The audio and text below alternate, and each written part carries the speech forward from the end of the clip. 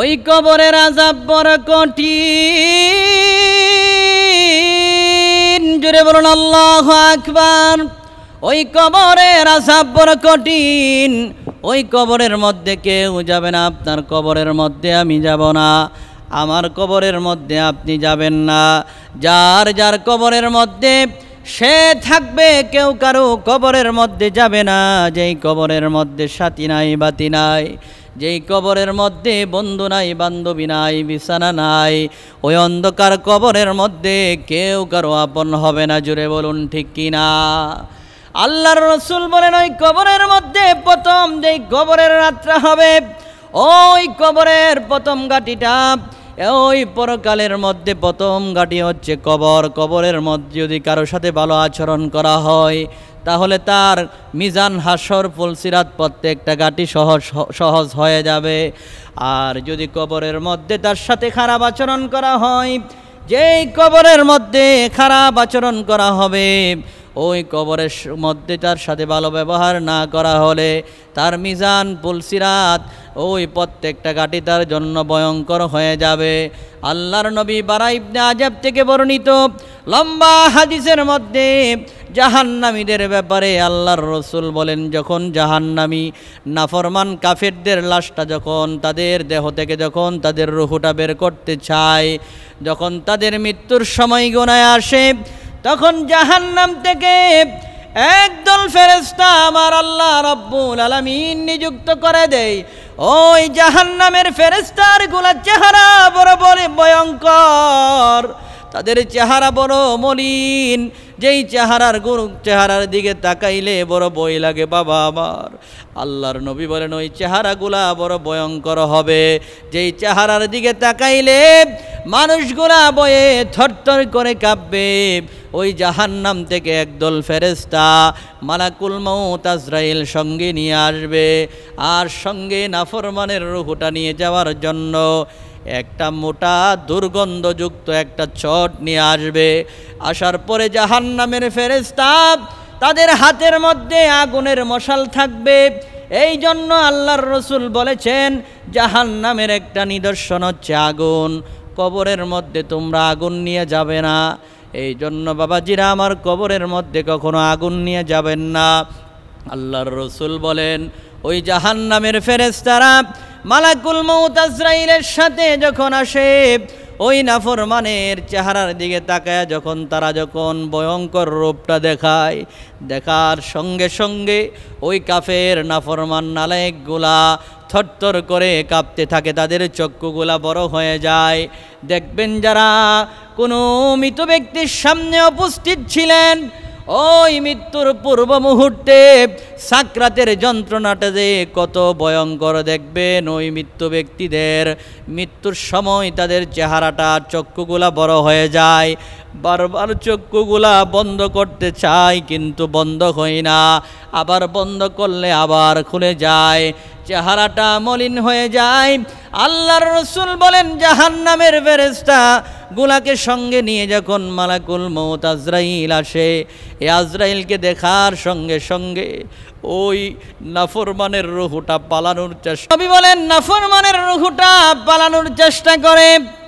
আর এই মুহূর্তে আল্লাহর নবী রাহমাতুল লিল আলামিন বলেন নাফরমানের রূহটারে বের করার জন্য যখন আজরাইল এইভাবে থাবা দিতে চায়, মুহূর্তের ভিতরে তার অঙ্গ পতঙ্গ প্রত্যেকটা পশমের গোড়ায় গোড়ায় এই নাফরমানের রূহটা আশ্রয় নিতে চায়, কিন্তু কেউ তারা রাখতে রাজি হয় না। এক পর্যায়ে তার রূহটারে বের করে নিয়া যখন তার রূহটারে উপরের দিকে মোটা চট দিয়া, দুর্গন্ধযুক্ত চট দিয়া এইভাবে যখন বাইন্ডিং করে উপরের দিকে নিয়ে যাওয়া হয়, উপরের প্রথম আসমানে নিয়ে যাওয়ার পরে আল্লাহ রাব্বুল আলামিন বলেন একদল ফেরেশতা এই নাফরমানের রূহটারে এরকম জোরে নিচের দিকে আঘাত করে, এক আঘাতের মাধ্যমে 7 জমিনের নিচে সিজ্জিন নামক জাহান্নামের মধ্যে রূহ ফেলে দেওয়া হয়। জোরে বলুন নাউজুবিল্লাহ। শুধু তা নয়, তারপরে যখন তারে কবরের মধ্যে দেওয়া হয়, ওই কবরের মধ্যে নাফরমানকে দেওয়ার পরে মালাকুল মউত আজরাইল তো তখন তার জান কবজ করে চলে যায়। আর কবরের মধ্যে দাফন করে কবরস্থ করার পরে ওই কবরের মধ্যে দুইজন ফেরেশতা আসে, যেই ফেরেশতার নাম হচ্ছে কিরমান কাতিবিন।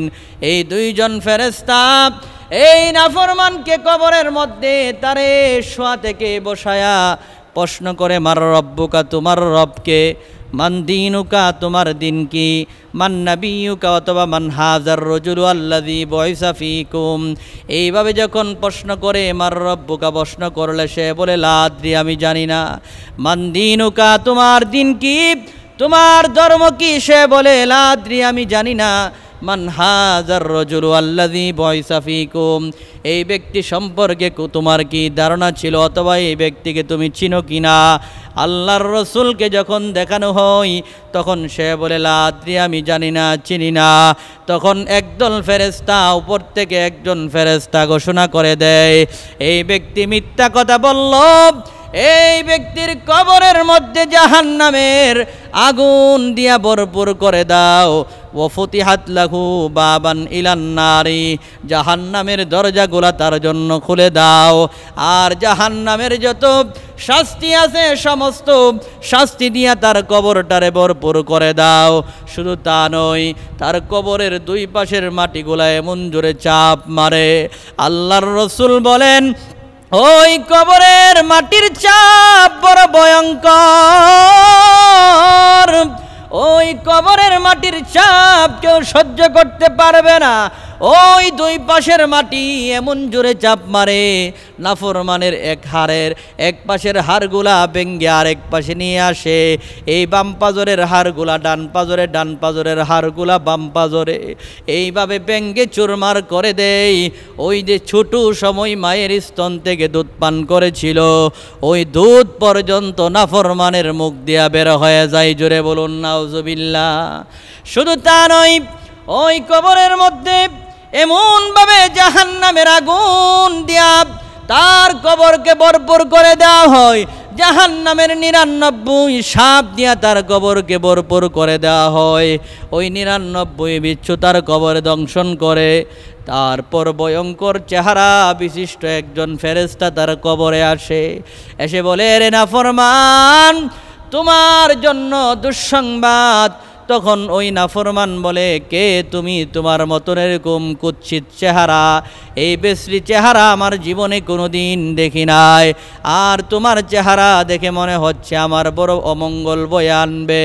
ওই নাফরমানকে ফেরেশতা ডাক দিয়ে বলে, এরে নাফরমান, আমি আর কেউ নই, তুমি যে দুনিয়ার মধ্যে নাফরমানি করেছ, আল্লাহ রাব্বুল আলামিনের হুকুমগুলাকে অমান্য করেছ, এই জন্য আজকে আমি তোমার ওই বদ আমলগুলা ফেরেশতার আকৃতি নিয়া তোমার সামনে ভয়ঙ্কর রূপ ধারণ করে এসেছি।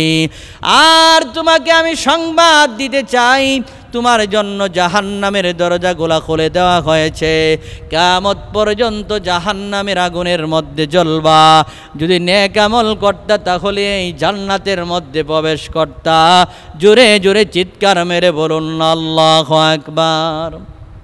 তারপর কবরের মধ্যে আরেকজন ফেরেশতা আসবে, যেই ফেরেশতার কথা আল্লাহর রাসূল বলেন, ওই ফেরেশতা এমন ফেরেশতা যার চেহারাটা বড় ভয়ঙ্কর, চক্ষুগুলা নীল বর্ণের। আল্লাহর রাসূল বলেন ওই ফেরেশতা এমন একজন ফেরেশতা নাফরমানদের কবরের মধ্যে আসবে, যেই ফেরেশতা চোখে দেখে না, যেই ফেরেশতা কানে শুনে না, যেই ফেরেশতা কথা বলতে পারে না।